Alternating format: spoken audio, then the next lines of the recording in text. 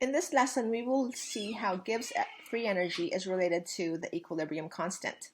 First, I just want you to realize that if your delta G is negative, then you're going down the hill and you're giving off free energy. The reaction is going forward. Okay. Once you hit the bottom here, that means you have reached equilibrium. That means the forward rate equals the reverse rate. At this point, the change in free energy is equal to 0. So you have to remember that delta G at equilibrium is equal to 0. So the change, okay? This is at equilibrium. Okay, now that you know that, we can relate the delta G of the reaction to the equilibrium constant. Okay, so first, I want to share with you this formula that you can use. First, if you're not at equilibrium, and you will use this when you are at equilibrium. So first, when you are not at equilibrium, okay, you're going to be using Q. Q is concentration of products over reactants. If you want to get the delta G at any condition, you don't have to be at standard conditions, which is 1 atm, 298, and 1 molar.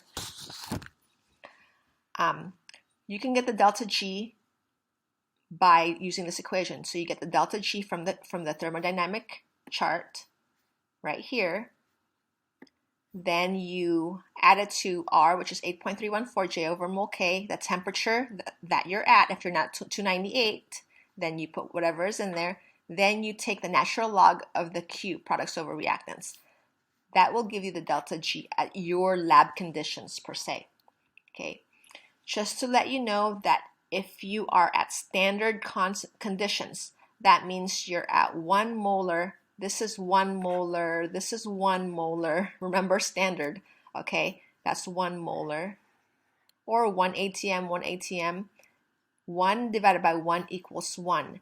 The natural log of 1 is equal to 0, which means you're at delta G is the same as the delta G at standard. That means you're at standard conditions. So this whole term will drop if you're at standard.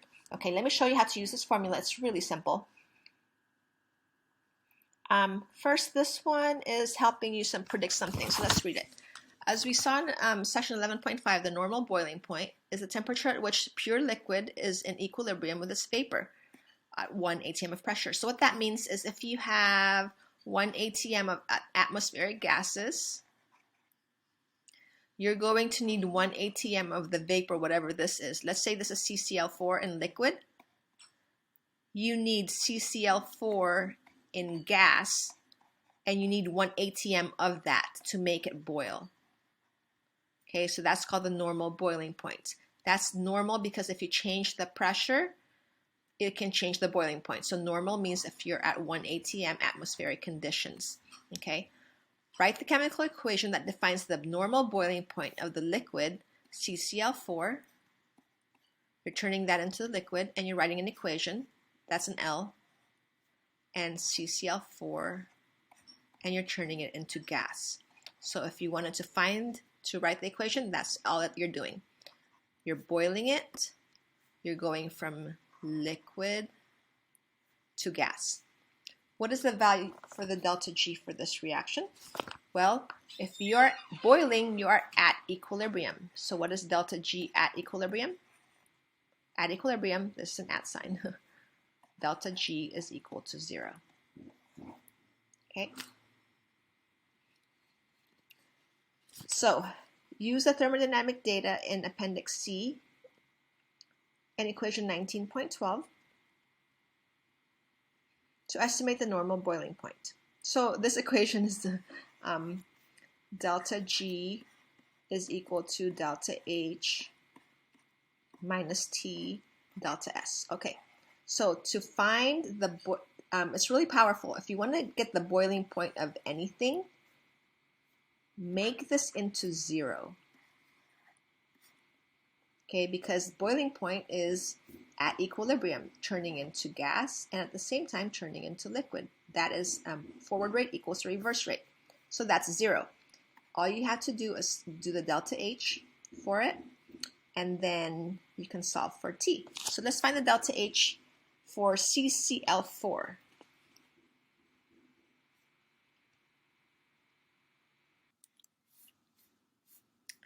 Okay, so I looked at the chart over here in Appendix C, and I found these values right here, I circled in red, are the delta H values for the gas and the liquid. And these are the delta S values. I'm sorry, these are the S values. When you subtract them, it becomes delta S for the gas and the liquid. So I plugged those numbers into here. Okay, so they're the delta H values. To get this number, I did products minus reactant, and I got that. So that's my delta H, 32.6. Should use blue.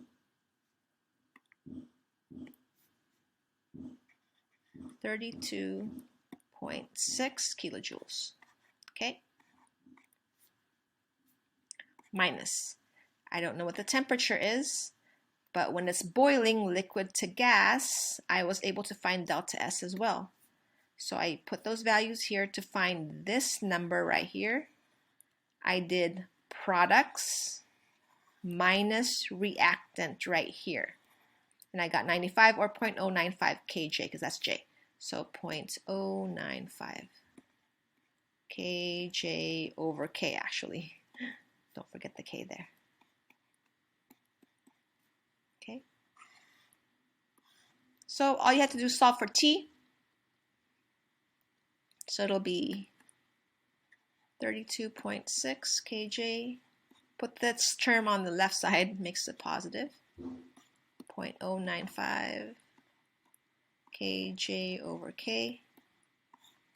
Divide by 0.095 on both sides. Kj over K. 0.095 kJ over K. Kj will cancel and my answer will be in K. And I got 343 Kelvin. So what did I just find?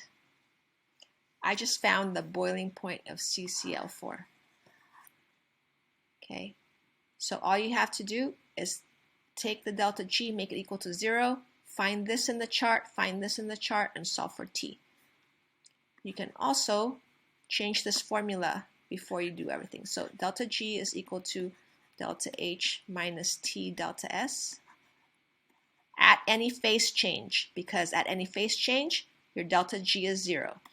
So phase change means you're going from solid to liquid, liquid to gas, whatever. Or any equilibrium. This is going to be 0, is equal to delta H minus T delta S.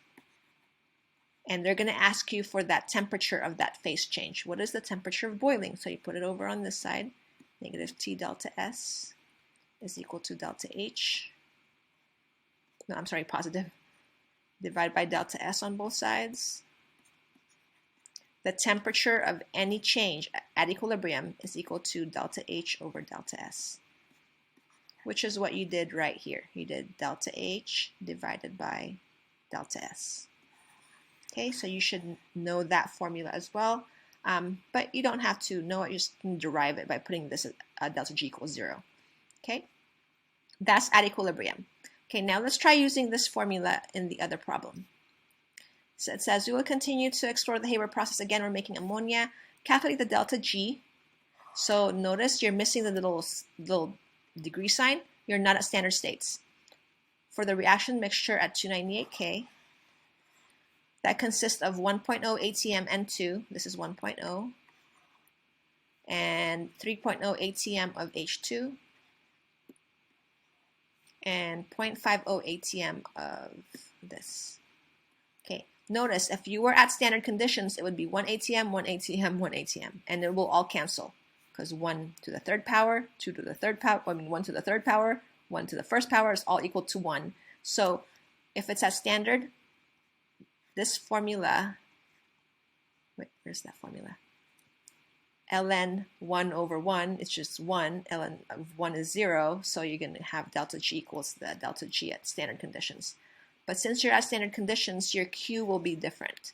Okay, Q is equal to NH3 squared, or in this case, it's not going to be concentration, it's going to be pressure. So the bracket means concentration, so I'm going to do pressure of NH3 squared over the pressure of N2 to the first power, pressure of H2 to the third power. Okay, so I plugged it in, 0.50 squared over 1 over 3.0 to the third power. That should give me a Q of 9.3 E negative 3. Okay, so to find the delta G, the formula I'm going to use is delta G is equal to delta G naught plus RT ln Q. Delta G naught, you have to use the chart appendix C to find all the delta G's, okay? I think we did that problem already. I think we did it in here, right there. We use the delta H and delta S. That's fine. Negative 33.3 kilojoules per mole reaction. So negative 33.3 kilojoules per mole reaction plus R is 8.314 J over mole K. The temperature is, I believe, 298 K. And you're going to do the natural log of Q, which is this value, 9.3 E negative 3. So your delta G in this case will be negative, wait, the units, K's cancel. Oh no, that's in J. I have to change that. I have to multiply that by, or divide by 1,000. 1,000 down here. Oh shoot, 1,000 J's is 1 kJ. Oh, sorry, that's 1,000. So when you get that number, you're gonna get negative 44.9 kJ per mole reaction. Notice by checking the units, I caught my mistake. Okay, so your delta G at this temperature is a little bit better.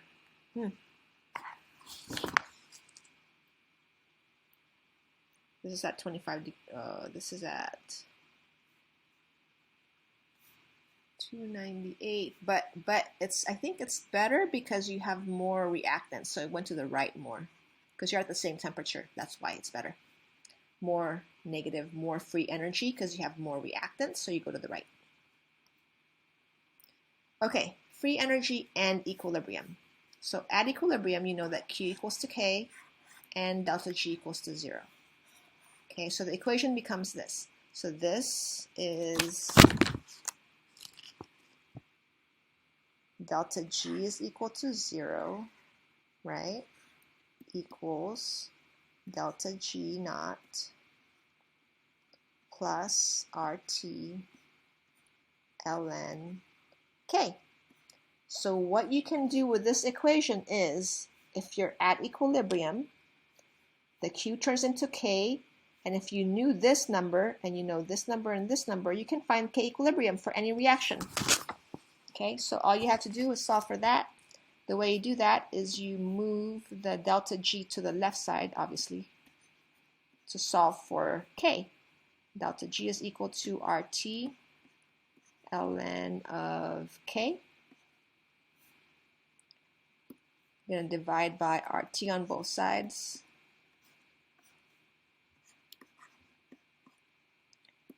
Ln of K is equal to